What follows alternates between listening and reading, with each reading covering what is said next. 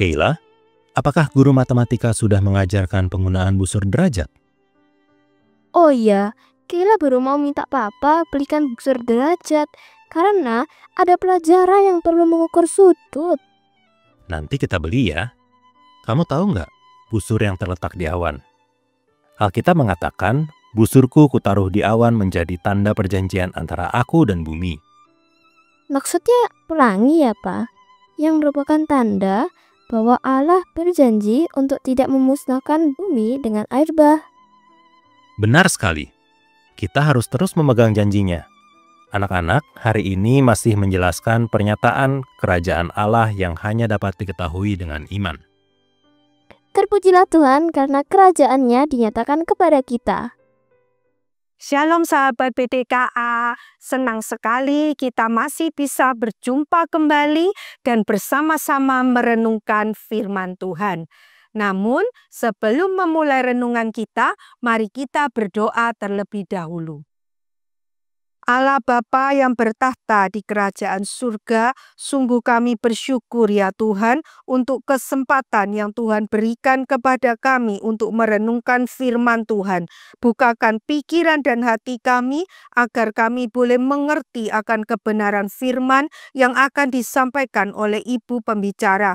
Tuhan juga tolong Ibu Pembicara untuk boleh menyampaikan firman Tuhan dengan tepat sebagaimana yang Tuhan ingin sampaikan. Terima kasih Tuhan, hanya di dalam nama Tuhan Yesus kami berdoa. Amin. Nikodemus adalah orang Farisi, pemimpin Yahudi. Dia menguasai hukum-hukum dalam kitab Taurat Musa. Ajaran orang Farisi mengatakan bahwa keselamatan itu tergantung dari diri setiap orang itu sendiri. Seberapa dia mentaati hukum-hukum dalam kitab Taurat Musa.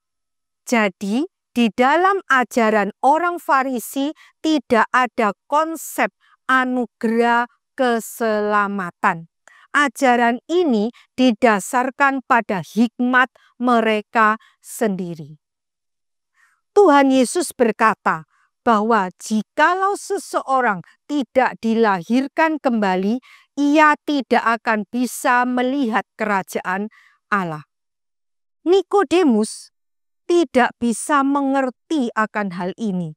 Dia berkata, bagaimanakah mungkin seorang dilahirkan kembali kalau ia sudah tua? Bagaimana hal itu terjadi? Tuhan Yesus pun menjawab, engkau adalah guru orang Israel, tapi engkau tidak mengerti akan hal ini? Sesungguhnya kami, yang dimaksud dengan kami adalah Tuhan Yesus dan Yohanes Pembaptis, berkata-kata tentang apa yang kami ketahui dan kami bersaksi tentang apa yang telah kami lihat. Namun engkau tidak menerima kesaksian kami. Kamu tidak percaya waktu aku berbicara tentang hal-hal duniawi. Bagaimana mungkin kamu bisa percaya kalau aku berbicara tentang hal-hal surgawi? Tidak ada seorang manusia pun yang bisa naik ke surga selain Dia yang turun dari surga, yaitu Anak Manusia. Anak-anak, untuk bisa mengerti firman Tuhan, tidak dibutuhkan kepandaian otak atau seberapa dia sudah menjalani sekolahnya.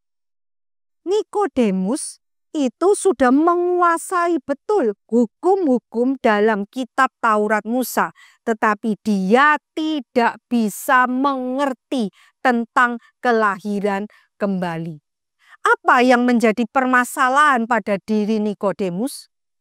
Permasalahannya adalah ketidakpercayaan dia terhadap kesaksian Tuhan Yesus dan Yohanes Pembaptis. Dia juga tidak percaya kepada ajaran Tuhan Yesus mengenai hal-hal duniawi maupun hal-hal surgawi. walaupun Tuhan Yesus adalah anak manusia yang turun dari surga. Tuhan Yesus juga mengajarkan, sama seperti Musa meninggikan ular di padang gurun, anak manusia juga harus ditinggikan, supaya setiap orang yang percaya kepadanya beroleh hidup yang kekal. Dalam peristiwa apakah Musa meninggikan ular di padang gurun? Hal ini bisa kita lihat di dalam kitab Bilangan pasal 21 ayat 4-9 yang menceritakan ketika bangsa Israel berada di padang gurun, mereka berkata-kata melawan Tuhan dan Musa. Dan Tuhan pun marah lalu mengirimkan ular tedung ke tengah-tengah mereka, memagut bangsa Israel sehingga banyak orang yang mati di antara bangsa Israel tersebut. Lalu mereka pun, maksudnya bangsa Israel ini, mendatangi Musa. Mereka mengakui dosa mereka dan mereka memohon pengampunan Tuhan, supaya Tuhan berkenan untuk menyingkirkan ular-ular itu dari antara mereka. Musa pun berdoa memohon pengampunan kepada Tuhan. Tuhan berfirman kepada Musa, "Buatlah ular tedung dan tinggikan dia di atas tiang, supaya setiap orang yang dipagut ular, jikalau memandang kepada ular pada tiang itu, dia tidak akan mati." Lalu Musa pun membuat ular dari tembaga dan ditaruhnya di sebuah tiang. Anak-anak, sepandai-pandainya manusia, dia tidak akan mungkin bisa pergi ke surga untuk mencari kebenaran Allah. Tuhan Yesus adalah anak manusia yang turun dari surga. Dialah kepenuhan anugerah Allah yang datang ke tengah dunia. Tuhan Yesuslah yang bisa menyatakan kepada dunia mengenai kerajaan Allah.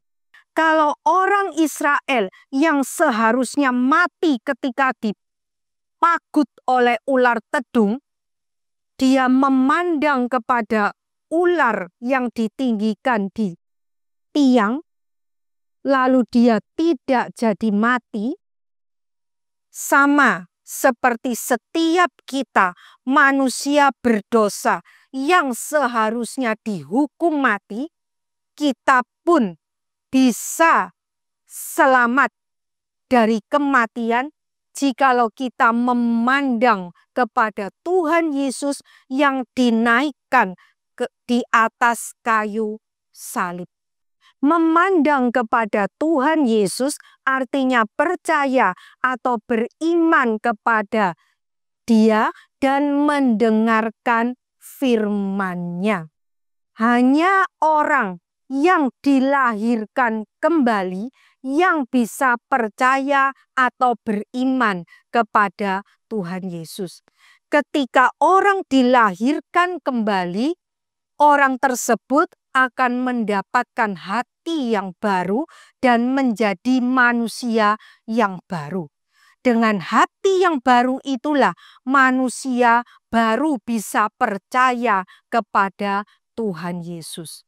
Dan dengan iman itulah manusia baru bisa melihat dan mengerti pernyataan kerajaan Allah. Amin. Mari kita berdoa. Bapa yang bertahta di kerajaan surga, Kami sungguh bersyukur ya Tuhan, kalau Tuhan berkenan menganugerahkan iman kepada kami, sehingga kami bisa percaya kepada Tuhan Yesus dan beroleh hidup yang kekal. Dan kami juga bisa melihat pernyataan kerajaan Allah ke tengah dunia ini. Tolong kami Tuhan, untuk kami boleh hidup di dalam iman kami, dan kami boleh terus setia di dalam iman kami sampai akhir hidup kami. Terima kasih Tuhan, hanya di dalam nama Tuhan Yesus kami berdoa dan mengucap syukur. Amin.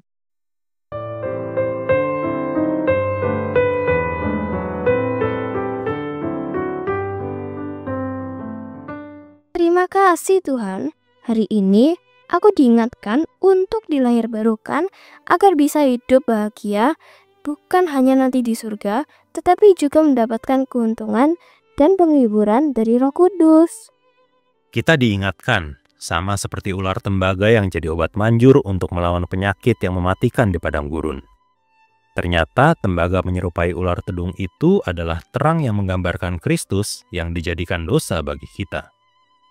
Oh iya Pak, bukankah ular itu binatang terkutuk?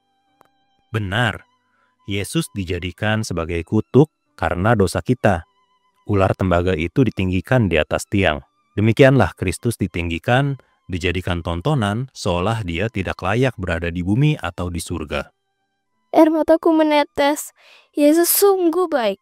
Aku mau baca kelanjutannya. Yohanes 3 ayat 16-21. Sola Gracia.